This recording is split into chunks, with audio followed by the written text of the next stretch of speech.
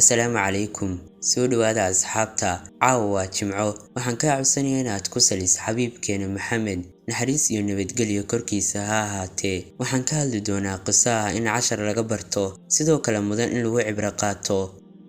Nin u dhashay dalka Masar oo ku noolaa magaalada Qaahira, ahaana nin dhaqaale ahaan ladan ayaa beri aad u xanuunsaday. Dabadeedna waxa uu tegay dhakhtar si loo baaro cudurka haya. Markii la baaray ninka waxa uu dhakhtarku u sheegay in xaaladdiisu ay halis tahay oo ay xirmi rabaan xididada dhiigga qaada ee wadnaha, isla markaasna aan Masar gudaheeda waxba looga qaban karin. Uuna looga baahan yahay in uu aado ama tago cisbitaalada dibadda ah oo qaaradda Yurub ama Mareykanka, halkaas uu ka helayo dhaqaatiir takhasus gaar u leh, qalab caafimaad oo tayo sarena leh haysta. Ninkii waxa uu tegay dalka Jarmalka, waxa uuna la kulmay dhakhtar xanuunka uu ka cabanayo takhasus gaar u leh. Waxaana markii la baaray uu dhakhtarkii u sheegay in uu u baahan yahay qaliin looga sameynayo wadnaha oo nolol iyo geeri u dhaxaysa. Markii ninkii sidaa loo sheegay, aad buu u naxay. Waxa uu dhakhtarka ka codsaday in dhowr maalmood uu fasaxo si uu ugu laabto qoyskiisa iyo asxaabtiisa, si uu u soo macasalaameeyo maadaama uu xaalkiisa uu halis ku sugan yahay, ayna dhici karto inuu geeriyoodo. Waxa uu ninkii ku laabtay magaalada Qaahira, waxaana dhacday isagoo u sii socda xaafadiisa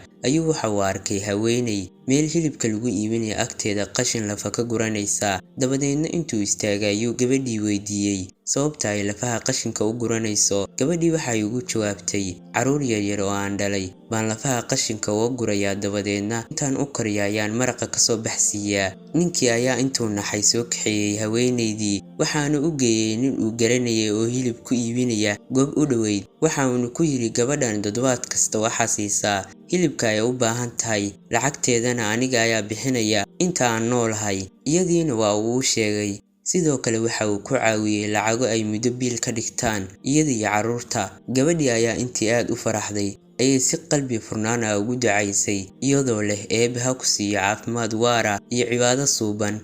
Markii ninkii muddo maalmo yar uu Qaahiro joogay, ayuu dib ugu laabtay dhakhtarkii Jarmalka joogay. Dabadeedna markii loo diyaarinayay qaliinkii ayaa baaritaan uu sameeyay dhakhtarkii. Waxa uu ku yiri, nin yahow waa isdaweysee, xaggee iska soo daweysay? Waayo haatan baaristaan kugu sameeyey waxay sheegaysaa inaan wax xanuun aadan qabin. Ninkii ayaa ugu jawaabay, aniga ayaa garanaya waxa i daweeyey Allah. Markii aan u naxariistay haweeney addoommadiisa ka mid ah oo aan wax ku sadaqaystay, markaasaa Eebbe isagana ii naxariistay oo caafimaad degdeg ah ay siiyey. Waxa uu ninkii hadalkiisa ku soo gebagabeeyey, alxamdulillaah, Ilaahay baa mahad iska leh.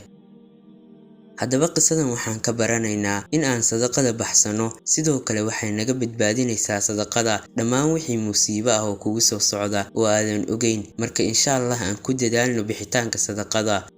Haddaba intaas yuu ka egyahay mowduuceena. Tan iyo muuqaalkiisa xigeenta ku kulmi doono. Waxaan iga tegayaa sidaas iyo wasalaamu calaykum waraxmatullaahi tacaala wabarakaatuh.